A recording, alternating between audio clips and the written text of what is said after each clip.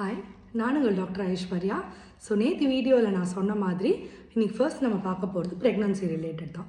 ப்ரெக்னன்சியில் dental செக்கப்புன்றது ரொம்ப அவசியமா அப்படின்னா, ஆல்ரெடி ஒரு வீடியோ போட்டிருக்கேன். நிஜமாக அவசியங்க.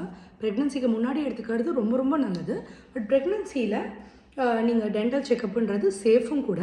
நான் எப்போ சேஃபுன்றது இந்த வீடியோவோட எண்டில் சொல்கிறேன், ஃபுல்லாக பாருங்கள். ஸோ ப்ரெக்னன்சியில் டென்டல் செக்கப்புன்றது ரொம்ப ரொம்ப important and also safe. So என்னென்ன சைன்ஸ் அண்ட் சிம்டம்ஸ்லாம் இருந்ததுன்னா நீங்கள் உடனே டென்டிஸ்ட்டை பார்க்கணும் அப்படிங்கிறத நான் இப்போ சொல்கிறேன். ஸோ ஃபர்ஸ்ட் வந்து பார்த்தீங்கன்னா ப்ளீடிங் கம்ஸ். பர்சிஸ்டண்ட்டாக எப்போ ப்ரஷ் பண்ணாலும் உங்களுக்கு ப்ளீடிங் கம்ஸ் இருந்துகிட்டே இருக்குது, இல்லை நாக்கு சும்மா வைக்கும்போதே கம்ஸ்லேருந்து ப்ளீடிங் ஆகுது அப்படின்னா கண்டிப்பாக உங்கள் டென்டிஸ்ட் பாருங்கள். செகண்ட், லூஸ் டீத்தெல்லாம் அப்படியே ஒரு மாதிரி வீக்காக இருக்கிற மாதிரி, நாக்கு வச்சாலே கொஞ்சம் ஆடுற மாதிரிலாம் ஃபீல் பண்ணிங்க அப்படின்னா அது ஹார்மோனல் இம்பேலன்ஸ்னாலையும் இருக்கலாம்.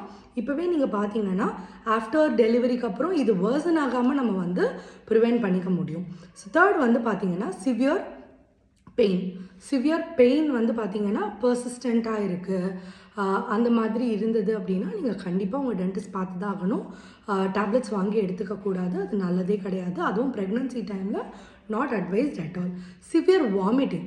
ஸோ அதே மாதிரி சிவியர் வாமிட்டிங் இருக்கும்போது என்னாகும், நீங்கள் சாப்பிட்டது எல்லாமே ஆசிட் ரிஃப்ளெக்ஸ் ஆகும்.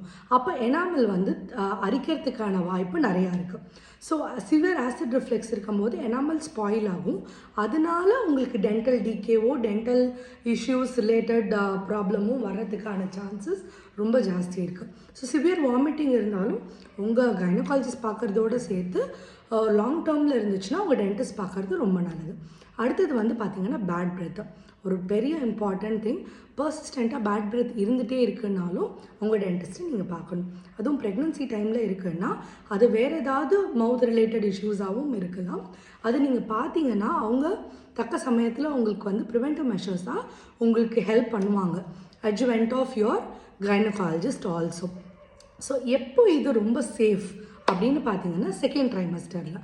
So when it comes to second trimester proper மந்த்னு பார்த்தீங்கன்னா ஒரு 4 to 6-7 monthsக்குள்ளே நீங்கள் பண்ணிக்கலாம்.